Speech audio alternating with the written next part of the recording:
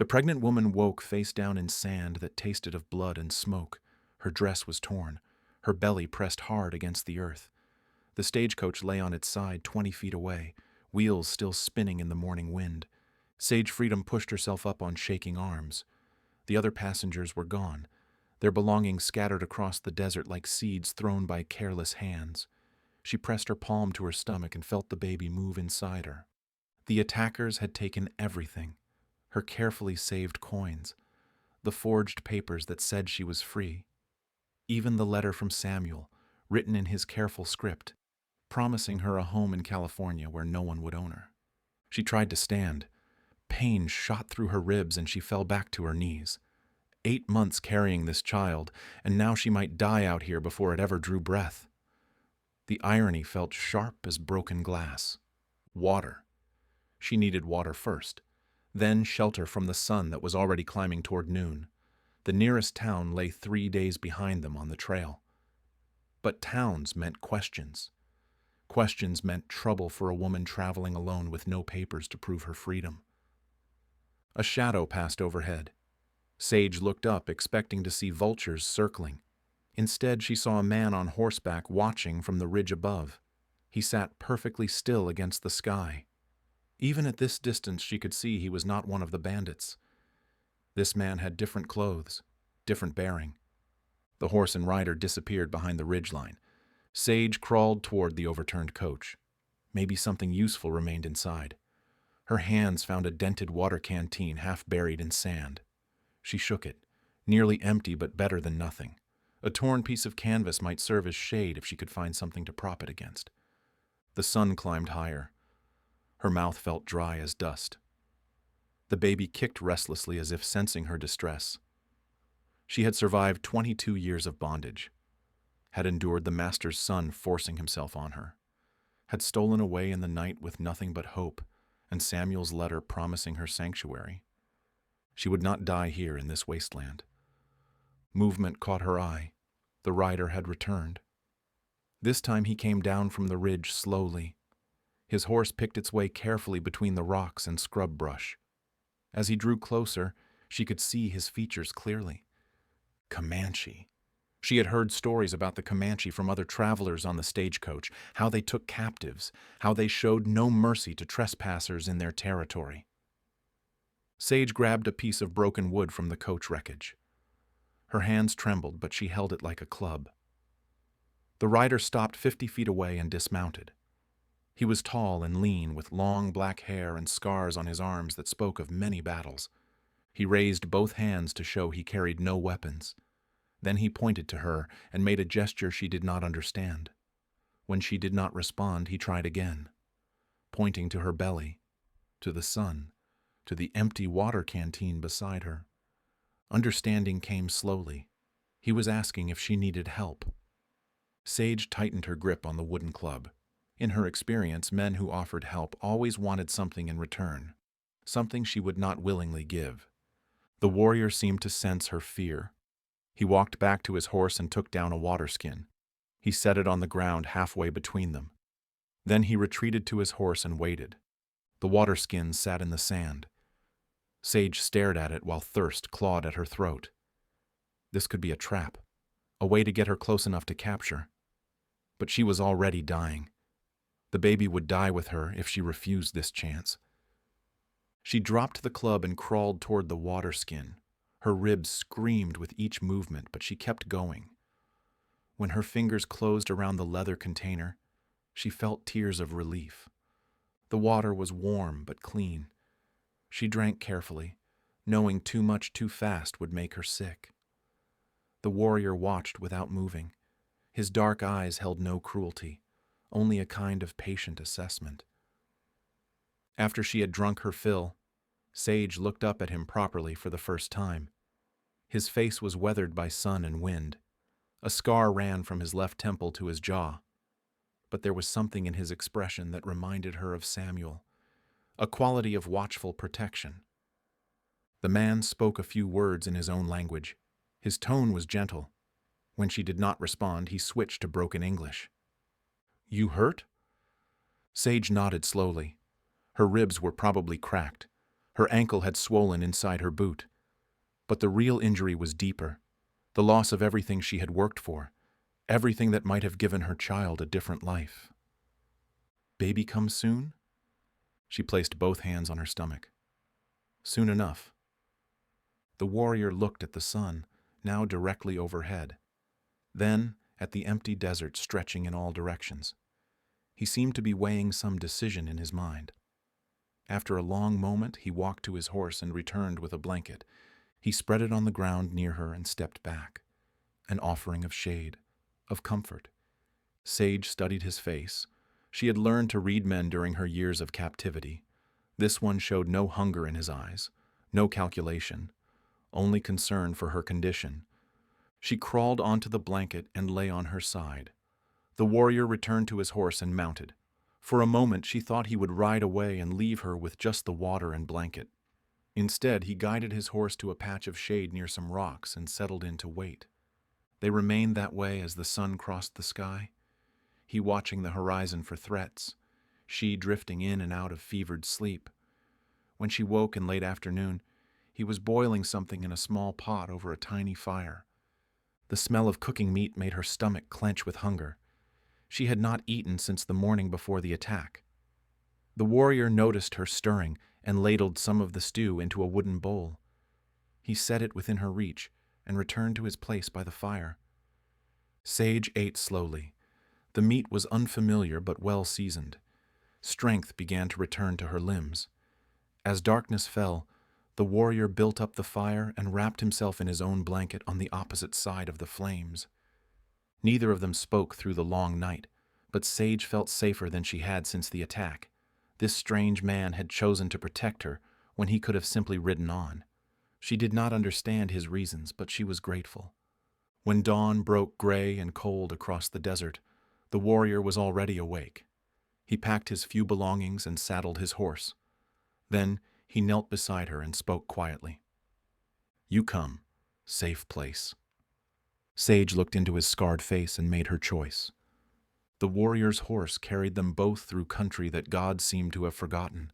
Red rock walls rose on either side as they descended into a hidden canyon. Water trickled somewhere in the shadows. Green things grew here despite the desert's grip on the world above. Sage gripped the warrior's belt as the horse picked its way down the narrow trail. Her body ached with each step, but she held on. The alternative was death in the wasteland behind them. At the canyon's heart sat a shelter built from stone and timber. Simple, clean, hidden from the world above by walls of rock that caught the wind and turned it into whispers. The warrior helped her down from the horse. His hands were careful, respectful. When her feet touched ground, she swayed, and he steadied her with a touch to her elbow. "You rest here." Sage looked around the small sanctuary, a fire pit lined with stones, bundles of dried herbs hanging from the roof beams, tools and weapons arranged with military precision. This was a place where a man could disappear from the world. She backed toward the canyon wall.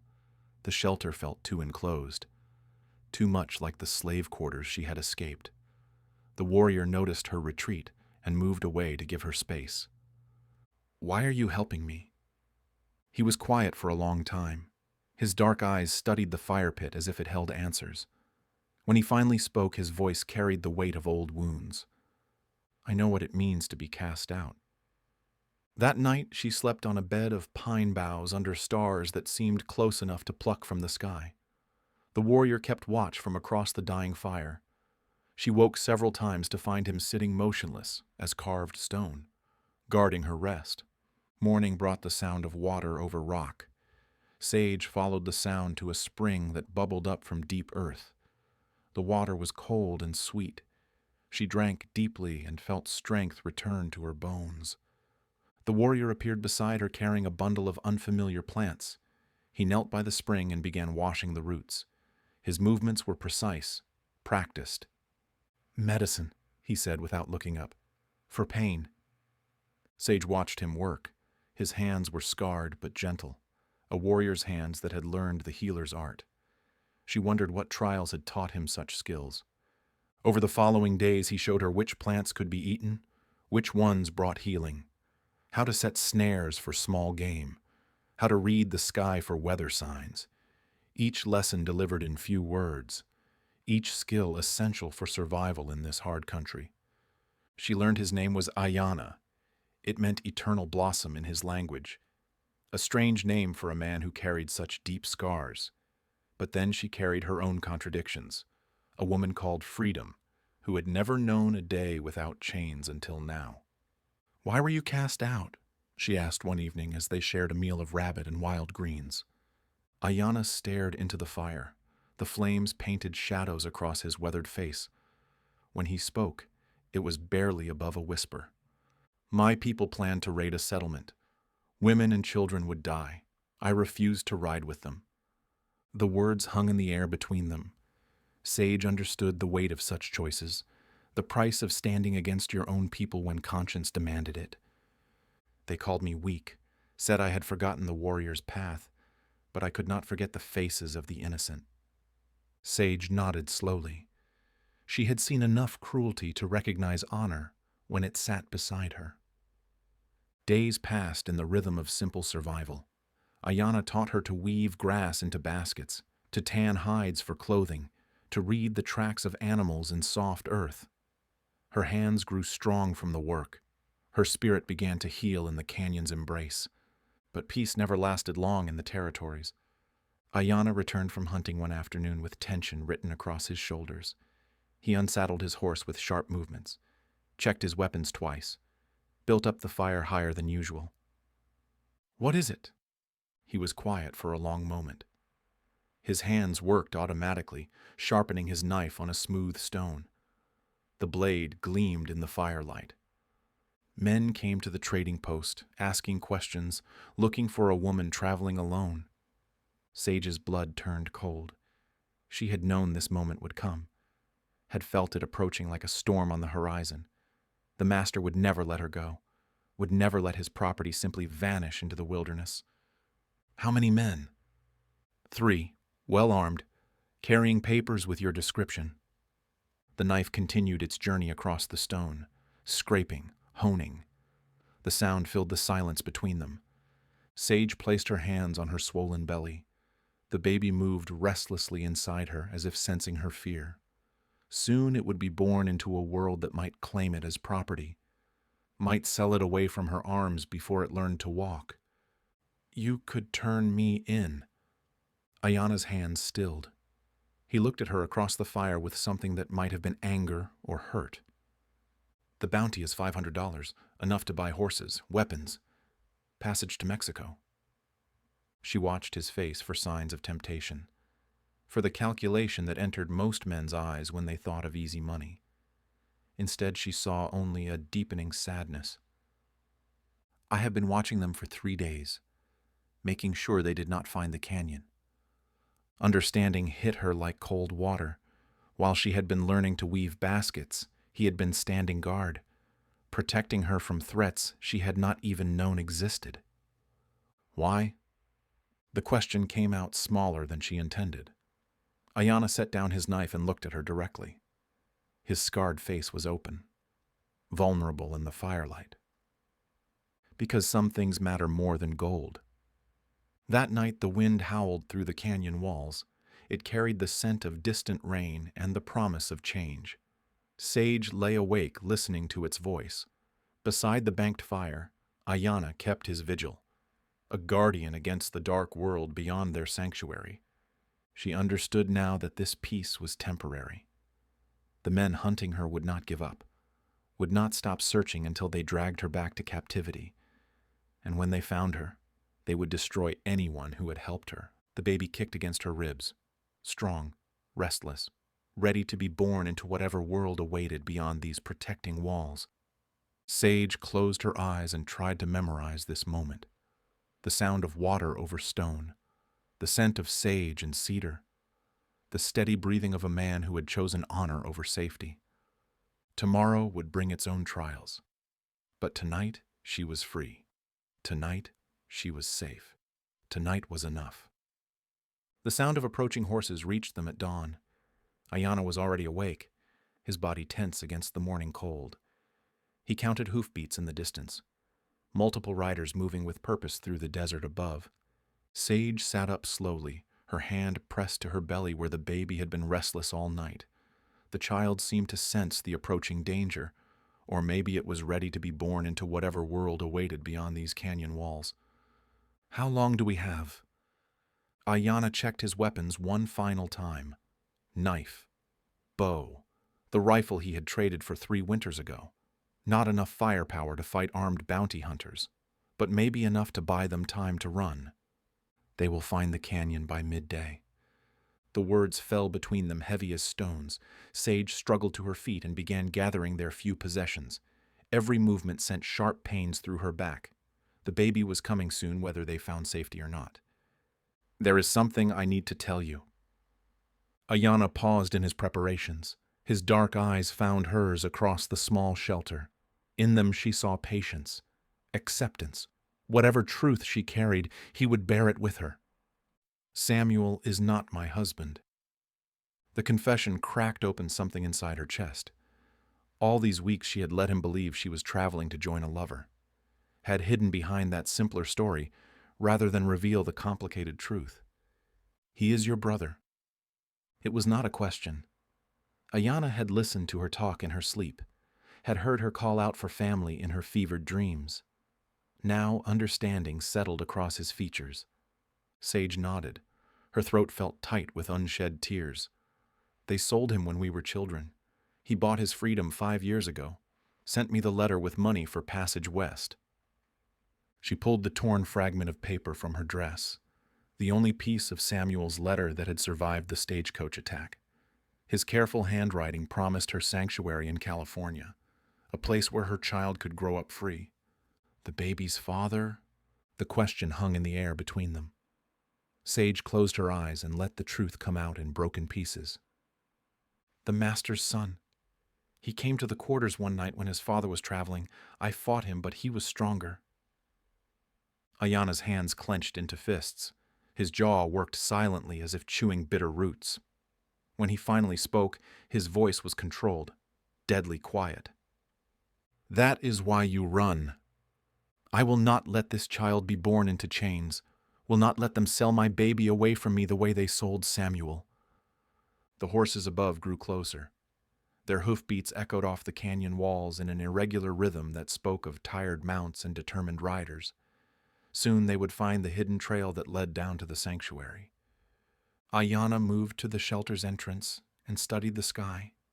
Clouds were building in the west, a storm approaching that might provide cover for their escape, or trap them in the open desert where there was nowhere to hide. "Can you ride?" Sage tested her weight on both feet. Pain shot through her lower back, but she forced herself to stand straight. "I can do whatever I must to protect this child." They left the sanctuary with nothing but water and weapons. The horse carried them up the narrow trail as the first drops of rain began to fall. Behind them, the canyon held its secrets. The fire pit cold, the shelter empty. No sign they had ever found peace in that hidden place. The storm hit them as they reached the desert floor. Rain turned the dust to mud. Lightning split the sky in jagged lines that hurt the eyes. Thunder rolled across the wasteland loud enough to wake the dead. Perfect weather for running. Ayana guided the horse through country that seemed to shift and change in the driving rain. Sage held tight to his belt and tried not to think about the contractions that came and went with increasing frequency. The baby would be born soon, whether they found safety or died in this storm. Hours passed in a blur of mud and lightning. The horse stumbled on loose rocks made slick by rain. Sage felt wetness between her legs that was not storm water. Her time was coming whether the world was ready or not. "Ayana." He heard the change in her voice immediately, felt the way her grip tightened on his belt. Without a word, he guided the horse toward a cluster of rocks that might provide shelter from the worst of the storm. They huddled together under a stone overhang while rain hammered the earth around them. Sage breathed through contractions that came closer together now, each one stealing her breath, each one bringing her child closer to a world that would judge it by the color of its skin. "Tell me about your vision quest." She needed distraction from the pain, needed to focus on something beyond her body's urgent demands. Ayana understood and began to speak in the low voice he used for sacred things. I was seeking a sign, a path forward after my exile. The spirits were silent for many days. Lightning illuminated the desert in stark white flashes. In the distance, thunder answered like the voice of angry gods. Then I saw the smoke from the stagecoach attack, saw you lying in the sand. I thought perhaps this was my test. Another contraction gripped her. Sage bit back a cry and focused on his words, on the steady rhythm of his breathing beside her. What kind of test? To see if I would choose mercy over safety, whether I had learned wisdom from my mistakes. The rain began to ease. In the relative quiet, they could hear other sounds, hoofbeats splashing through mud, voices calling to each other across the wasteland. The bounty hunters were still following their trail. Sage felt something shift inside her. The baby was coming now, whether they were ready or not. She gripped Ayana's hand and looked into his scarred face. What did you learn? His fingers tightened around hers. Strong hands that had learned gentleness through suffering. Warriors' hands that could deliver new life into the world. That sometimes the spirits answer prayers we did not know we were praying. The first cry of new life echoed off the canyon walls just as the storm began to break. The child was born as the storm passed overhead. A daughter with her mother's determined cry and fists that fought the air from her first breath. Sage held her close while Ayana kept watch for the approaching riders. The bounty hunters found them an hour later. 3 men on tired horses, their clothes soaked through but their weapons dry. They spread out to block any escape route while their leader dismounted and walked forward. That's far enough? The man's voice carried the authority of someone accustomed to being obeyed. His eyes fixed on Sage and the bundle in her arms, property that had cost him considerable effort to track down. Ma'am, you're coming back with us. No point in making this harder than it needs to be. Ayana stepped between them. His hand rested on his knife, but he made no threatening moves. The bounty hunters outnumbered him and carried rifles. This would not be won with weapons. The woman is under my protection. The leader laughed, a sound dry as rattling bones. Your protection don't mean much out here, Chief. We got legal papers. She's property, and property goes back to its rightful owner. She is a human being. Law says different. The conversation stopped there, law and conscience facing each other across muddy ground while lightning still flickered in the distance. Sage stood with her newborn daughter pressed against her chest and felt the weight of generations pressing down. Then she heard new sounds. More horses approaching from the north, moving fast across the desert floor with the rhythm of practiced riders. The bounty hunters heard it too, and turned their weapons toward the approaching sound. Ayana's people emerged from the storm like ghosts made solid. 20 warriors on painted horses, their faces grim with purpose. They formed a loose circle around the confrontation but made no hostile moves, waiting. Their chief rode forward, an old man with silver hair and scars that spoke of many battles. His eyes found Ayana and held there for a long moment. Father looking at wayward son. Your exile ends today. The words carried across the desert silence. Behind them lay forgiveness, redemption, a chance to return to the only family Ayana had ever known. All he had to do was step aside and let the bounty hunters take what they came for. Ayana looked at Sage, at the child in her arms, at the future that hung balanced on the edge of his next words. I renounce my claim to the tribe. The chief's face showed no expression, but something shifted behind his eyes. Surprise, perhaps, or disappointment that ran deeper than words could reach. You choose her over your people? I choose what is right over what is easy. The bounty hunters were growing nervous. Their leader fingered his rifle while his eyes darted between the warriors surrounding them. 3 men against 20 was no fight at all. Sage stepped forward. Her legs shook from exhaustion, but her voice was steady when she spoke. I am not property. This child is not property. We belong to ourselves and to no one else. The chief studied her with eyes that had seen too much of war and suffering. In her face he read the same stubborn dignity that marked his own people, the same refusal to be broken by a world that denied their humanity.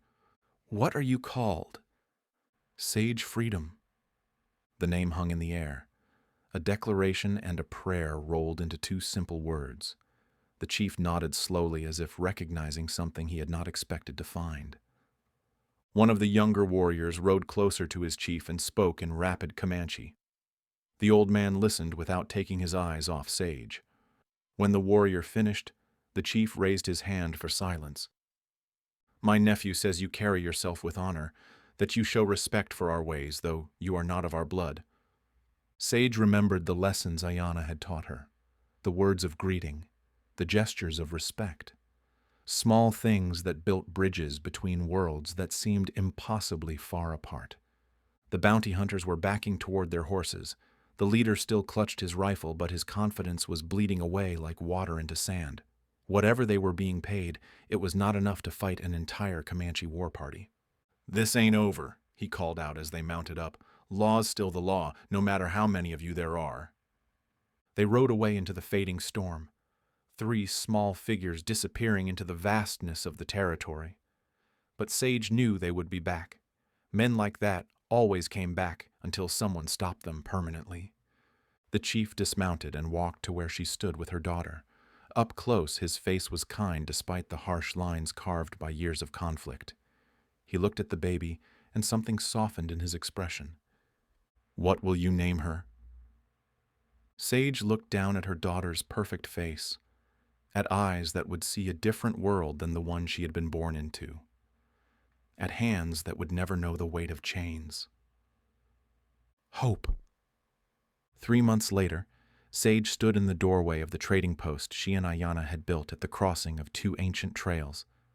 Her daughter slept in a cradle carved from cedar wood. Outside, travelers stopped to rest and trade stories along with goods. Samuel had come looking for her just as she knew he would. Her brother was older now, his face marked by the struggles of building a life in California, but his eyes still held the same gentle strength she remembered from childhood. "You could still come west with me." Sage shook her head. She had found something here in this hard country, a place where outcasts could build new lives from the broken pieces of old ones, where her daughter would grow up knowing both languages and belonging fully to herself. "This is home now." Samuel nodded. He understood the weight of choices that could not be undone. Before he left, he taught Hope her first words in the language of their ancestors, a gift to carry into whatever future awaited her. Ayana came in from checking the horses as the sun painted the western sky in shades of gold and red. His exile had become a different kind of freedom. His people visited the trading post now, bringing news and goods from deep in the territory. That evening they sat together watching stars emerge in the darkening sky. Hope nursed contentedly, while desert wind carried the scents of sage and cedar through the open door. Neither of them spoke of the bounty hunters who still searched the territory, or the uncertain future that lay ahead for their small family. Some truths were too large for words. Instead, they listened to the night sounds of the desert, to the breathing of their sleeping daughter, to the quiet promise that tomorrow would bring its own possibilities for grace. The trading post stood at the crossing of two worlds, a place where the lost could find shelter, where the broken could begin again, where a woman named Freedom could raise her daughter to know that some chains existed only in the minds of those who forged them. And that is all to the story, for now. Please let me know where you are tuning in from. Perhaps we will create a story there. Consider liking this video and subscribing to our channel. And if you enjoy our content, click this video on your screen. I promise you it's worth watching. See you tomorrow.